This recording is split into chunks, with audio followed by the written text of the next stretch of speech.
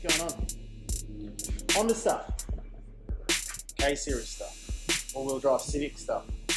So I've just got one of my K24 AWDs here, and I am checking that there's not too much timing chain slack. These are notorious for timing chain slack. Timing chain stretches, puts the timing out, can cause all sorts of issues with a standard ECU, including engaging VTEC. This one, it's not as bad as I thought it was, so I'm just going to run with it. The motor in my CRV has probably got a lot more slack than this, and it still runs pretty good, so I think we'll just send it. So yeah, this is K24 AWD from a CRV, and I do have the CRV all-wheel drive gearbox as well. And the plan is to get that into the Civic, the ES1 platform Civic, using the CRV engine, gearbox, and cross members. So yeah, I'll come over and have a look at the cross member anyway. I'll run you through that. But yeah, that's where I'm at with this. I just took the timing cover off to check 100% that the chain wasn't bad. It looked worse on the balancer because the balancer had moved, and there's no way to see the marks without removing the timing cover, the crank, I mean. The cam is easy. So the cam marks on the K-series are these two lines that line up here. They're a bit out of whack now because I was just moving around a bit. But a little thing that I don't see mentioned too much is these little holes in the back where I've got these little bolts. So they're really good when you do a timing chain on them because you can actually lock the cams.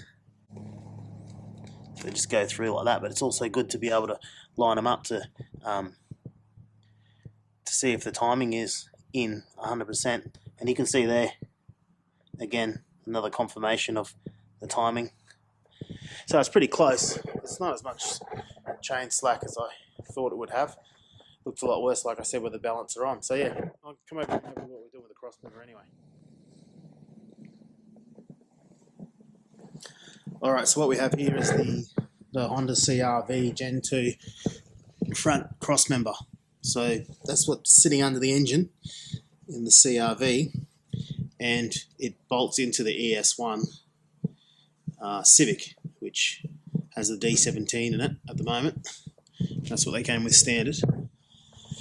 But when we put this cross member in, we'll be able to use the CRV hubs, brakes. So it'll be 5-stud. It'll have the larger CRV brakes. They'll bolt onto the standard location, the shock location in the Civic. But yeah, so that should bolt in. That will bolt in. It's got the relief for the all-wheel drive. I mean, you could fab the standard one, but you also don't have this relief for the all-wheel drive. So what I'm going to do today is just cut off what we don't need on this, so all the little plates, extra bits of weight, and give it a clean up. So that'll be, I guess, a stage 1 of the Civic all-wheel drive build. So, talking about cutting off stuff we don't need, I have no idea what this is. It literally just hangs down under the car. I have it on my CRV as well. It looks like a mud flat, maybe. I don't know what the heck it is. Anyway, we don't need that. So we're going to cut this off, clean that up, and cut off this plate at the front that holds the bash. Usually holds like a bash plate or a cover under the car. So we're going to cut that off as well. And we're going to cut off the tow hooks as well at the front here. There they are, just there. We'll cut those off too. Alright, so that's all done. Did have a bit of an issue on the other side where I ripped a few holes getting the tow hooks on. Just there.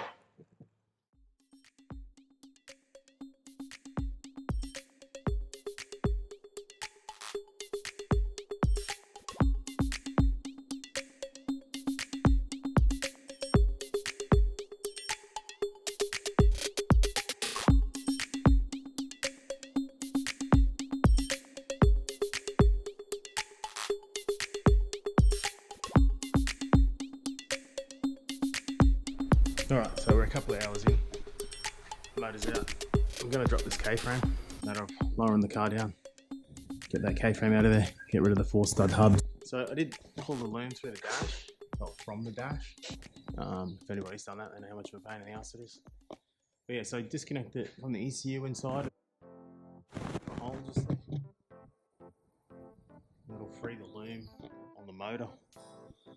And then I've taken the liberty of cutting these out, so I'll make a bracket that goes across for the bonnet support, to support the bonnet, and just clears this up so that you can mount the radiator, a small radiator somewhere. Nothing to worry about interfering with the bonnet latch or that support that used to run up there.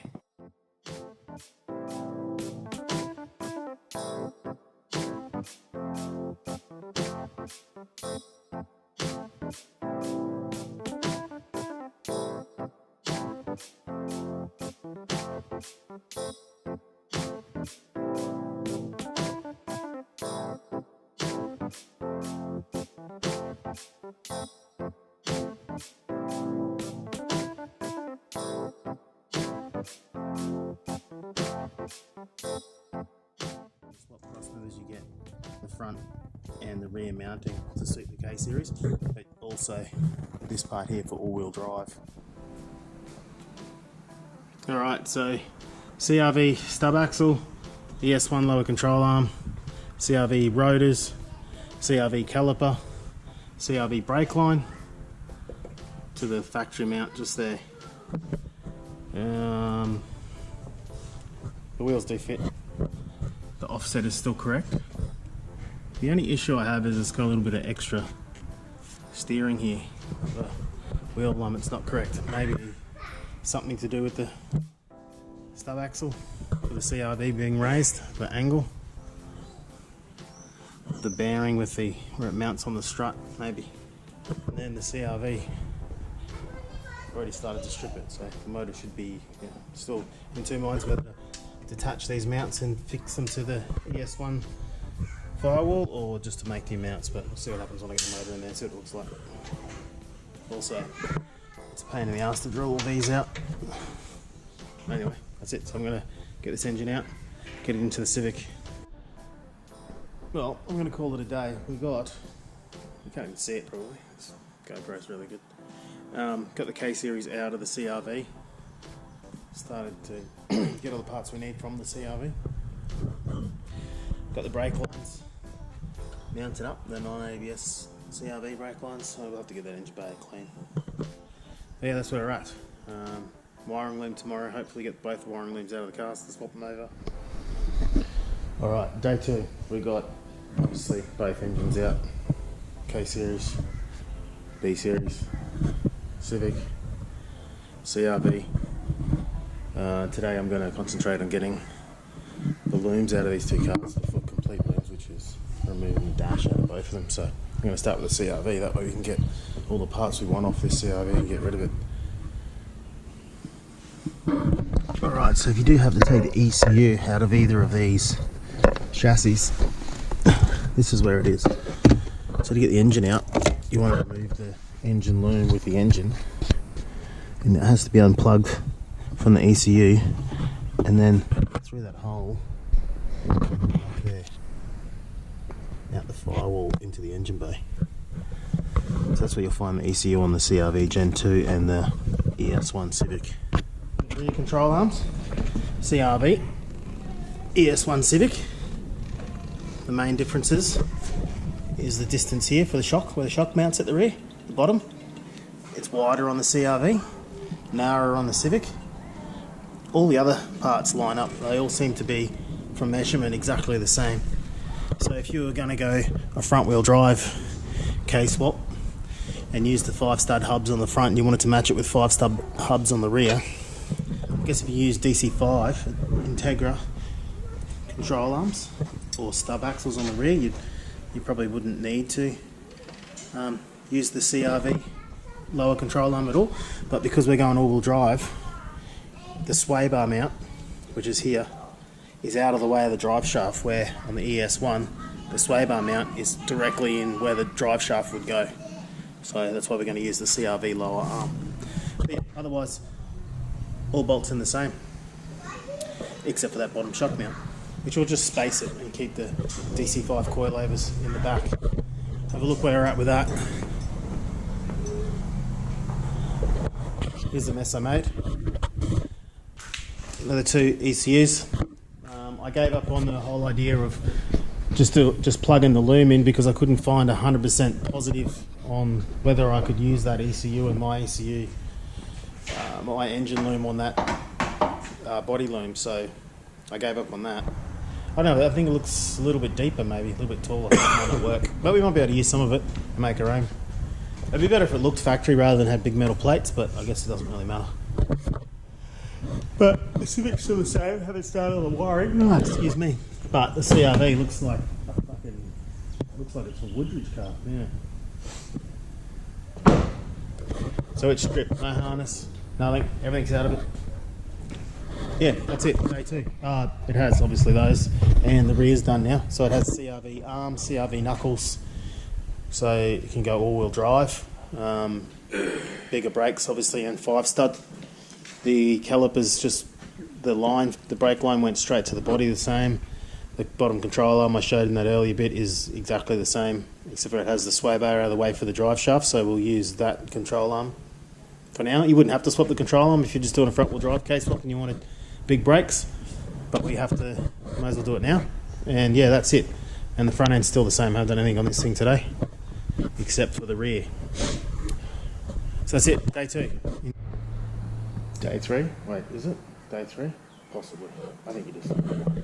Right, so I'm going to strip this Civic out, the CRV out. Pretty boring stuff. So I'll get the rest of the parts off this that I need so we can get rid of it. And then hopefully today we'll work out something in this engine bay. Get this K24 in there. But we'll see what happens. Here we go. Alright, well I guess slow motion is better than no motion, right? So we've got the CRV pretty much done. Just needs to go on the hoist now. So we can get the rest of the all-wheel drive stuff out for spares, because I've already got most of the stuff that's in that car stored in the container. So we just need to get on the hoist, get it on the tow truck, send it off to scrap. And then I'm going to get back onto the Civic now. So the reason we can't get the motor in here, obviously, well, it's not obvious, but the reason we can't get the motor in here is because the loom runs. The loom will be almost impossible. Until I work out what I'm going to do with the loom, it will be impossible to get it out. It'll be freaking hard because it runs behind the motor. And the K-Series takes up a lot more engine bay than the D17 did. So I want to work out what I'm doing with the wiring harness, which either way, it's going to require removing the dash. So I'm going to remove the dash because I want to get the heater box and stuff out of it anyway, get some weight out of it. But yeah, that's where we're at. Because this was an ABS body and the donor CRV is non-ABS, the few lines are different, so I managed to use the CRV front lines. They bolted on, and obviously CRV hubs and brakes, so it goes without saying that just, you know, bolts on. Not sure about the master, but the lines do fit onto the master. It looks the same. The part number I think is the same, but I don't know, I'll have to check that out.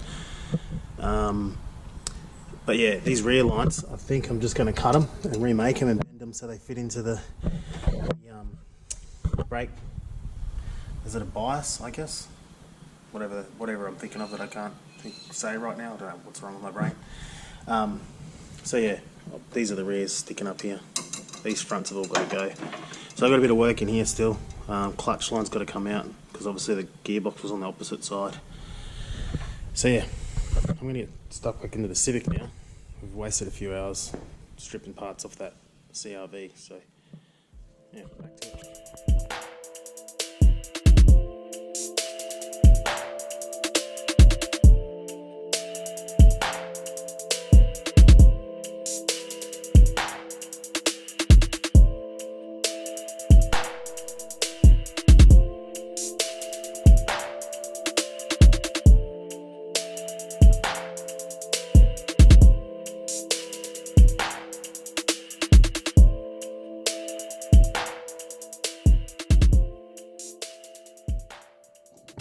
Back on the Civic, the all-wheel drive K-swap Civic. This morning I had to remake the clutch line, so I just used bits from the old CRV one. The original CRV ones are rubbish. They never bleed, they're really hard. So I just used this from the that was originally on this car with the D17, and this is just a bit of AU Falcon brake line that I stole off Ben, and there's the other piece of it, and we've just run it up and just used some modified some of the mounts or brackets that the Civic already had. That wasn't meant to be there, and it's not meant to be there, but it works. Power steering, it's gonna go. I don't have a way of running it without this. It's already short belted because it doesn't have aircon. So I'll have to make something up to make it run. Yeah, I mounted a fuse box this morning. So the battery I'm going to mount outside in the guard there. So make a custom bracket before I go in there. Obviously, it's very similar, but the CRV 3-inch pipe, it's not going to, that I made for the CRV, it's not going to fit down there. So I already tried it, so I'll have to remake that. Yeah, that's it. I've gone back to the CRV lower control arms, which has given us, you know, a massive amount of camber there. Alright guys, I think we're going to call it on the first video of the all-wheel drive Civic. So it's officially a week, and we've stripped the CRV donor car, and we've got everything in the Civic except for the diff. That's what we're going to use that for the next video. So it does run. We've got it to start and run. Battery, obviously, that's a pretty sketchy way to have the battery, but it was just to make sure I had everything working inside. So I got everything working that we needed. So we've got windows, we've got all the tail lights, all that sort of stuff working, all the turn signals. Like I said, the engine starts and runs. We've still got to remove the power steering and work out, you know, how to do a pulley, all those sorts of things. But we're going to move on to the diff. But yeah, I think that's for the first video. This is it. It's K-swapped. It runs. It would drive, obviously, but just not bad driving. It still don't have rear brakes. Drive it. And it still is just front wheel drive, and we're not really interested in that. I mean, we thought about it, just making it front wheel drive and making it drive, but that's a bit too easy, so we're going to